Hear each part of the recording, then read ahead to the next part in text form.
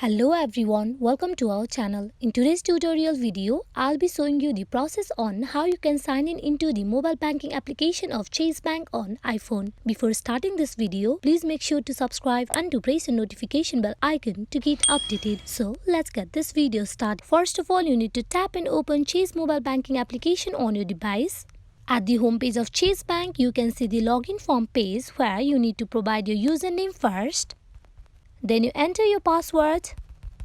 Here, after providing both the details, you simply tap and sign in where you will get directly logged in into the mobile banking application of Chase Bank. Just in case if you forgot your username or the password of mobile banking application of Chase Bank, you need to tap in the option given, that is forgot username or password. Once you tap on it, you will be redirected to another page where you need to follow the further instruction that has been provided. Then you will be able to recover your account credential. Hope this video is fruitful for you all on how you can log in into the mobile banking application of Chase Bank. Thank you.